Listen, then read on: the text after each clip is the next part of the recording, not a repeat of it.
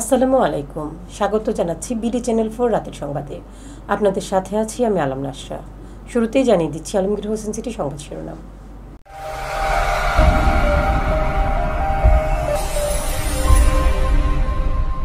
নান্দাইলে বিএনপির 46তম প্রতিষ্ঠাবার্ষিকী উপলক্ষে বিশেষ দোয়া মাহফিল।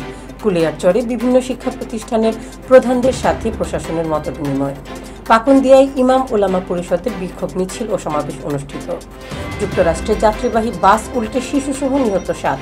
শ্রীলঙ্কা সফরের দল ঘোষণা বাংলাদেশে।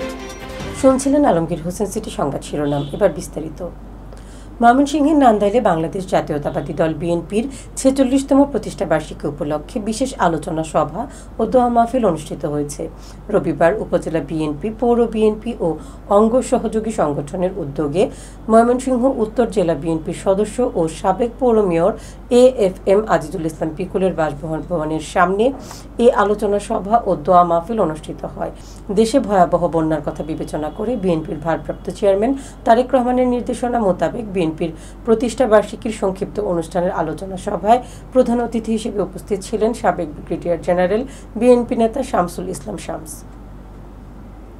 কিশোরগঞ্জের কুলিয়ারচরে বিভিন্ন শিক্ষা প্রতিষ্ঠানের প্রধানদের সাথে উপজেলা প্রশাসন, সেনাবাহিনী, রাজনৈতিক নেতৃবৃন্দ ও বৈষম্য বিরোধী ছাত্র আন্দোলনের প্রতিনিধিদের মতবিনিময় সভা অনুষ্ঠিত হয়েছে। আজ সকাল 11টার দিকে উপজেলা পরিষদ হলরুমে অনুষ্ঠিত মতবিনিময় সভায় সভাপতিত্ব করেন উপজেলা নির্বাহী অফিসার সাবিহা ফাতেমা তুজ-জোহরা। কিশোরগঞ্জের পাকুন্দিয়ায় ইমাম ওলামা পরিষদের উদ্যোগে বিক্ষোভ মিছিল ও সমাবেশ অনুষ্ঠিত হয়েছে। ভারতের বাঁধ কেন্দ্রিক অপরাজনীতির প্রতিবাদে জনসচেতনতা বৃদ্ধির লক্ষ্যে এই বিক্ষোভ মিছিল ও সমাবেশ অনুষ্ঠিত হয়েছে। আজ সকালে উপজেলা ইমাম ওলামা পরিষদ পাকুন্দিয়া উপজেলা শাখার উদ্যোগে পৌর সদর ঈদগাহ মাঠে এই বিক্ষোভ ও সমাবেশ অনুষ্ঠিত হয়। এতে উপজেলার বিভিন্ন ইউনিয়নের ইমাম ওলামা ও মাদ্রাসা শিক্ষার্থী সহ সাধারণ মানুষ অংশগ্রহণ করেন। এবার জীবনদীপ হেলথ সেন্টার আন্তর্জাতিক খবর।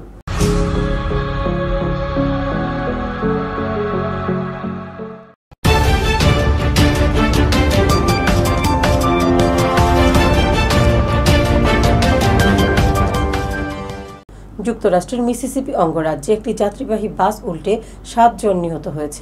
এদের মধ্যে 6 বছর বয়সী একটি শিশুও রয়েছে। এবার ঘরোয়া ডিজিটাল প্রিন্টার্স খেলার খবর।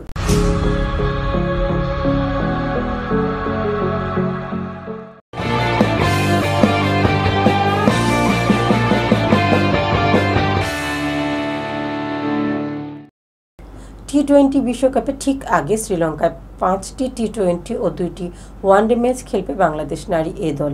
এই সিরিজের জন্য আজ 15 সদস্যের দল ঘোষণা করেছে বাংলাদেশ ক্রিকেট বোর্ড। দর্শক, এই ছিল বিডি চ্যানেল 4 রাতের সংবাদ। সকলকে পরবর্তী সংবাদ দেখার আমন্ত্রণ জানিয়ে আজকের মতো এখানে বিদায় নিচ্ছি। সবাই ভালো থাকুন, সুস্থ থাকুন এবং নিত্য নতুন সব খবর পেতে বিডি চ্যানেল 4 এর ফেসবুক পেজ ও ইউটিউব চ্যানেলের সাথেই থাকুন। আল্লাহ হাফেজ।